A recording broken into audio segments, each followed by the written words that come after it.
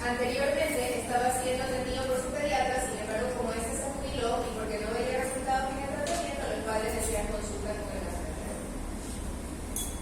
Y llegó a Chis. ¿Es realmente estreñimiento lo que tiene este paciente? ¿Qué más necesitan saber para poder decir que es estreñimiento lo que tiene este paciente? Lo refieren a gastroenterología. ¿Quién me conoce? Toda la pauta si esto es o no es estreñimiento, lo que yo tengo que preguntar al paciente. ¿Y qué cosas, por ejemplo, le voy a preguntar? Voy a decirme mi visita.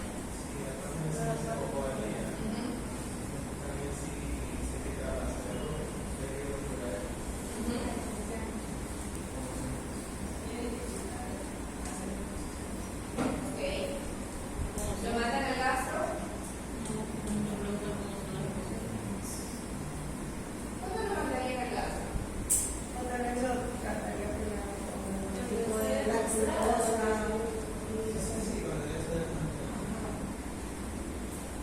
Recordemos que dentro de la clasificación de estreñimiento yo tengo dos grandes grupos. ¿Cuáles son los dos grandes grupos en los que yo puedo clasificar el estreñimiento?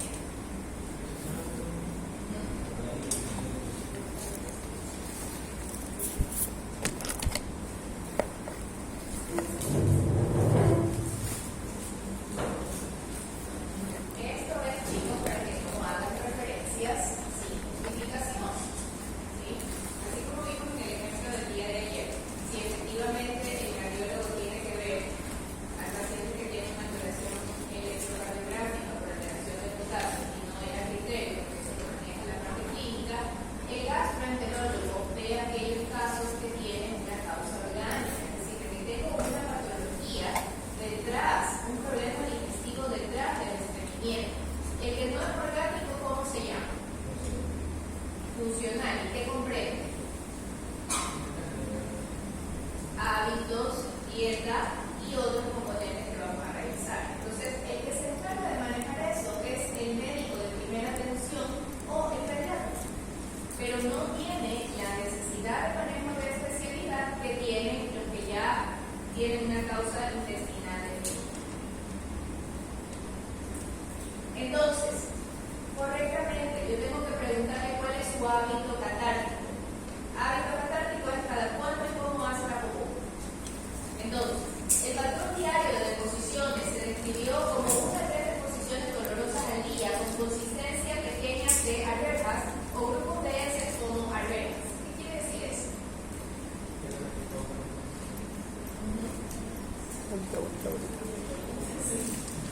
¿Ustedes han hecho popó así alguna vez? Nunca han estado estreñidos. ¿Cuántos de ustedes consideran que sufren de estreñimiento?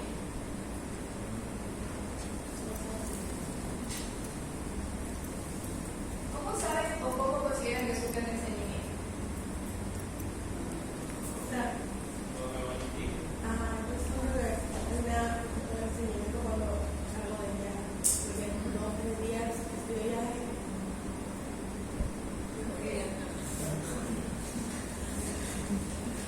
En mi caso, yo necesito suplementos de fibra. El día de que yo agregué la facilita de fibra a mi dieta cambió. Entonces, pero eso ya después de la consulta, la colonoscopía y todo lo demás, porque recuerden que a esta edad cualquier problema ya necesita ser atendido con mayor atención. Entonces, en mi caso, supe que tengo un dolicocolon, que es un colon un poco más grande de lo normal, que es un factor que se favorece y todo lo demás, y se necesitan medidas adicionales. ¿Okay? Pero en nuestro medio, ¿qué tan frecuente es y qué tanto lo detectamos? A eso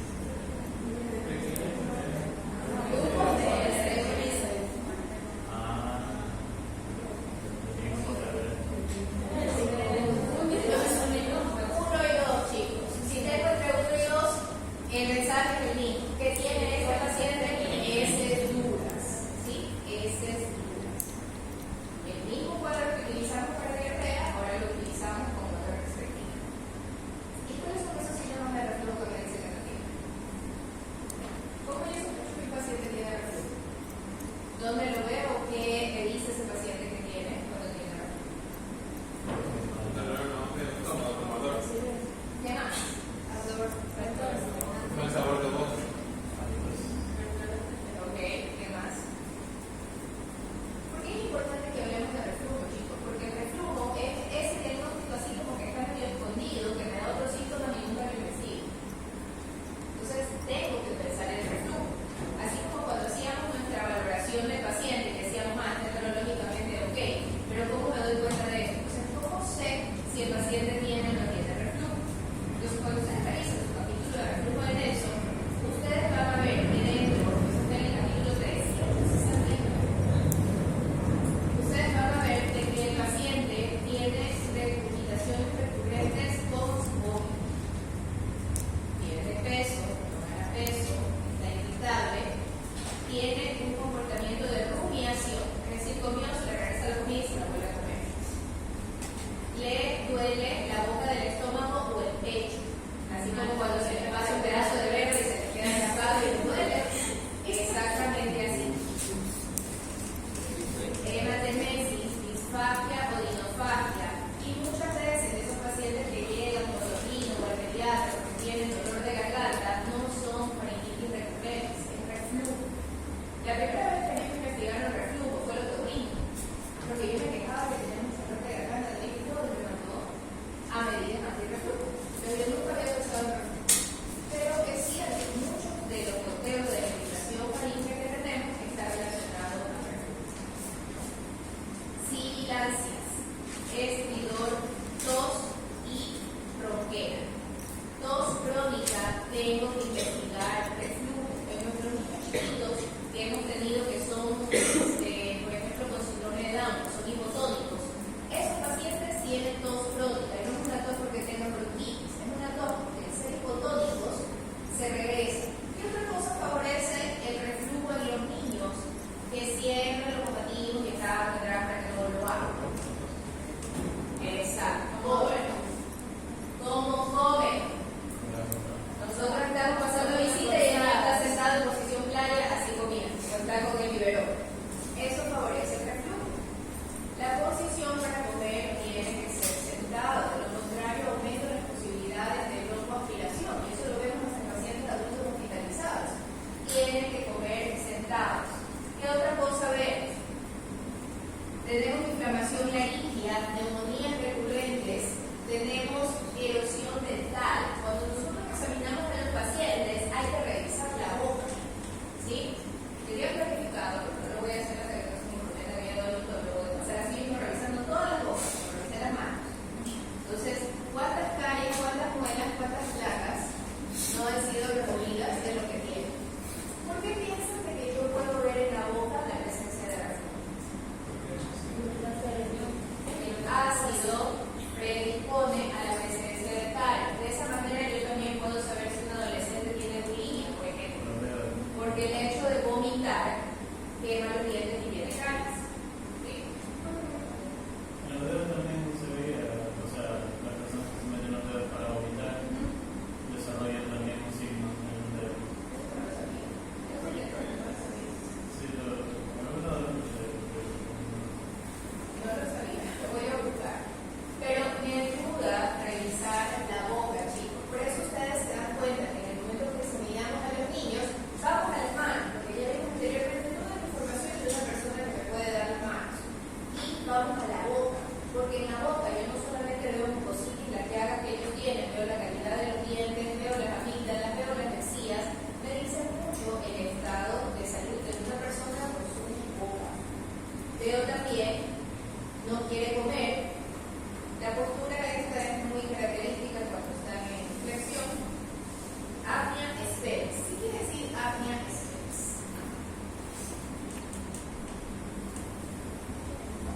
Es expens así como un hechizo.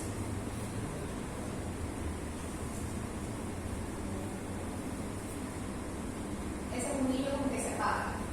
Parece que respirar. ¿Por qué? Porque se le va a atravesar la comida. ¿Sí?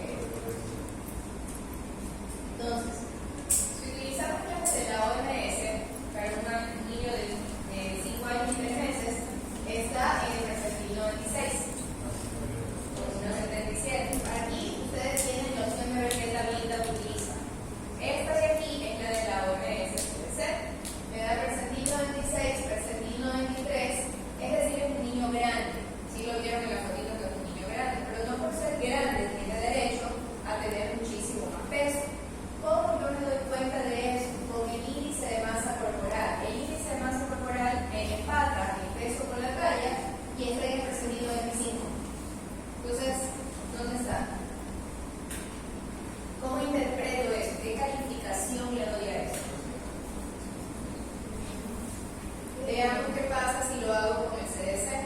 El CDC tiene una calculadora electrónica, o sea, así mismo, una página que ustedes entran en esta calculadora de IMA. Y que me dice, si es un año, 5 años o 3 meses, varón, que mide 118 y que pesa 26 kilos, ojo que cuando trabajen en esta, tienen que comer el sistema métrico, porque si comen el sistema de los Estados Unidos, ¿cómo miden ellos? En libras, pies y pulgadas. ¿Sí?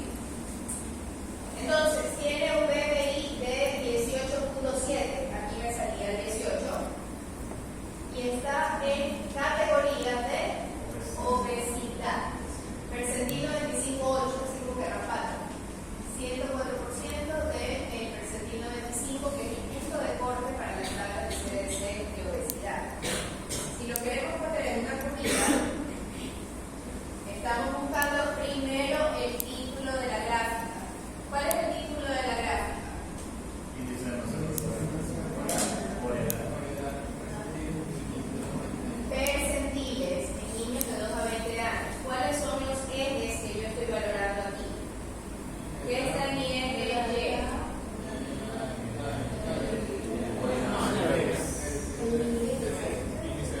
El índice de masa corporal versus la edad. Índice de masa corporal en el eje Y, en el eje X, la edad. Entonces, ¿cómo se construye eso? Se construye buscando la edad, 5 años y 3 meses, y el índice de masa corporal de 18 punto y pico, perdón, acá, que me da 95.8. Entonces, ese paciente está con obesidad.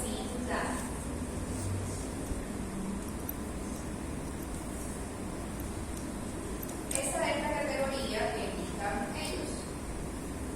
Ya está Fernando afuera, ya puede ir a ver.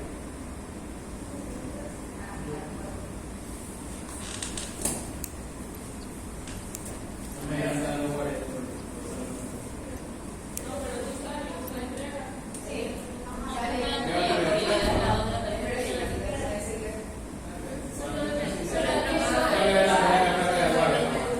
Carlos va en un uniforme de cirugía verde, que va a llevar mi tarjeta y va a entrar con usted.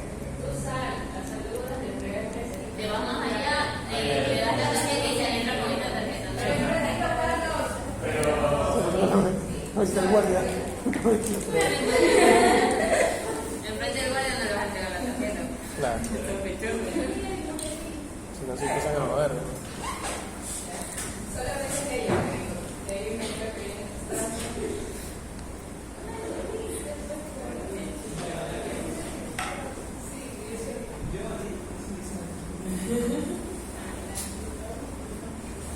Déjeme ver si está con la nieve.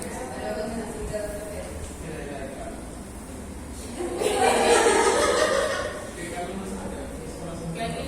Que alguien le tire la tarjeta del otro lado de la reja.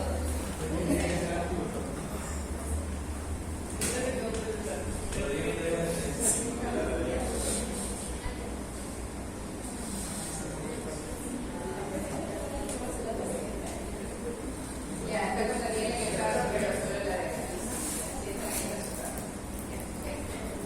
Listo. Entonces, estas son las categorías que tenemos para calificar al paciente.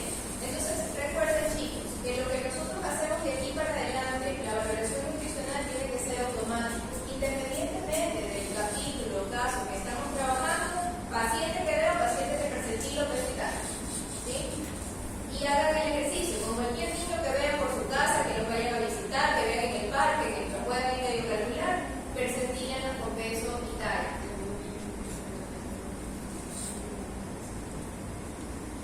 Come 3 comidas principales y 2 meriendas al día que incluyen alimentos variados. Esa es otra de las preguntas que hay que hacer. Entonces, la primera pregunta que hicimos correctamente era saber sobre sus hábitos de defecación. Cada cuánto, cómo y si hay algún síntoma asociado. ¿Qué otra cosa tenemos que preguntar? ¿Qué come el paciente? Ya nos está diciendo que está comiendo. Sus padres redujeron los lácteos a una porción al día, pero no observaron diferencias en el olor abdominal o la consistencia de la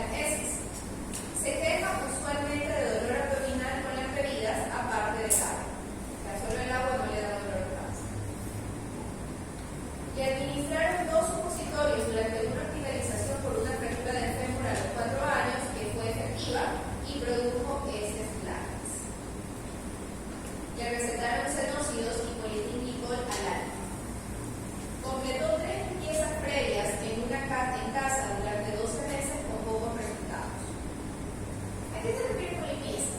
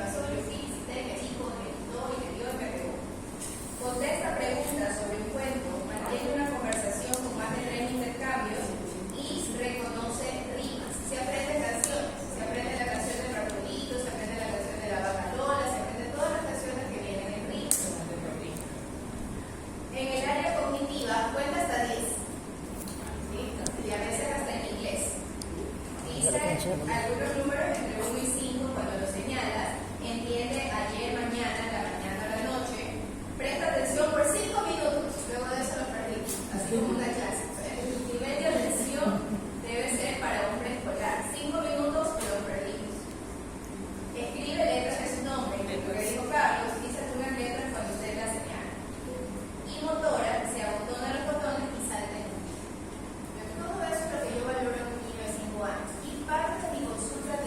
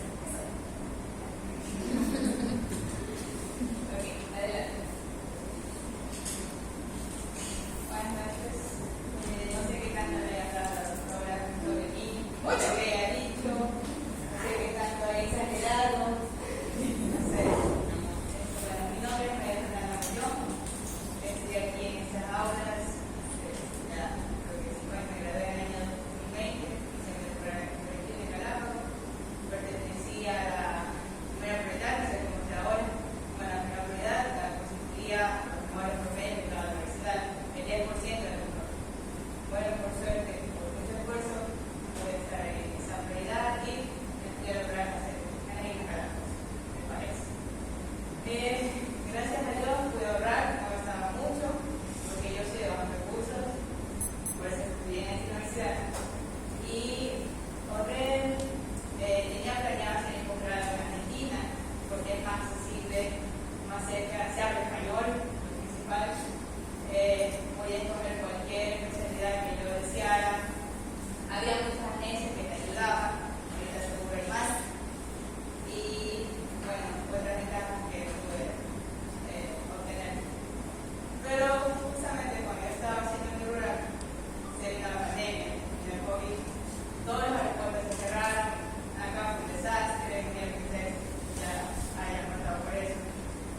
Y como al estar en una isla, era muy fácil cerrar el acceso a la isla. Entonces nadie puede salir y nadie puede entrar. Mi isla, un completo desastre, nadie puede entrar, nadie puede salir, solo puede ingresar comida y listo. Entonces en todo ese proceso, esa experiencia, todo ese descanso, me decidí por, no sé, pensaba que estaba para algo más que para Argentina. Yo no he venido a Argentina, he conocido profesionales argentinos muy buenos, pero a veces uno piensa que pueden hacer algo mejor con los dones que Dios nos ha dado. Por eso me decía Alemania. No tenía información de Alemania, no sabía el idioma, no sabía nada. Terminé de rural y me voy a Alemania. Con el ahorro que hice en el rural, me pude informar por redes, porque además que ustedes conocen Mariana Solórzano, Angie Blue, bueno, todas esas plataformas que hay ahora. Y bueno, viajé sin saber ni una palabra. Creo que no sé decir algo, y eso sabía. Pero me aventuré por sueño. Bueno, y ahí estudié el idioma desde cero, desde A1 hasta B2, en una academia ya, tuve certificado de B2, y ahí me inscribí en una academia de preparación para el examen. No sé si ustedes sepan, yo juro que ustedes ya saben el proceso alemán, porque esto es algo no tan reciente, pero es muy popular ahora en día. Hay dos exámenes, uno que es el idioma médico, y otro el conocimiento médico en alemán.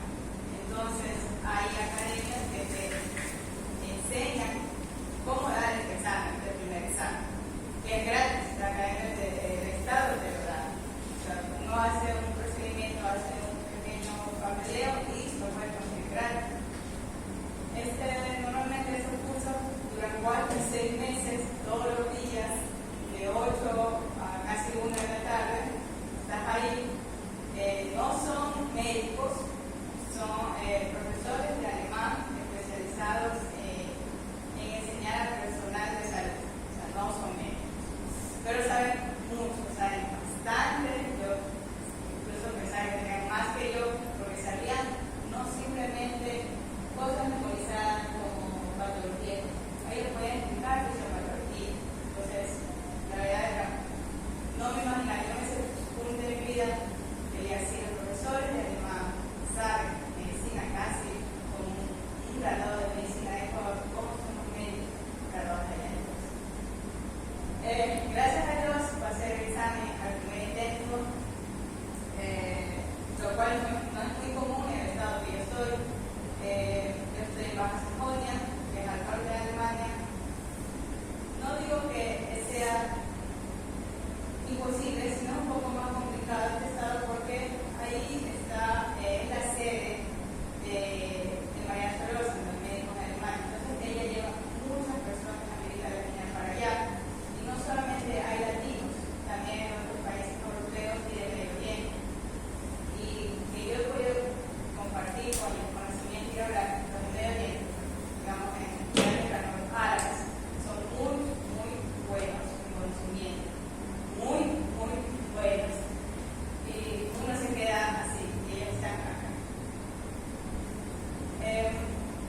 Entonces, todo ese estado se ha llenado bastante de médicos. O sea, si escucharon por ahí que faltan médicos, no, ya no faltan tantos, ya no faltan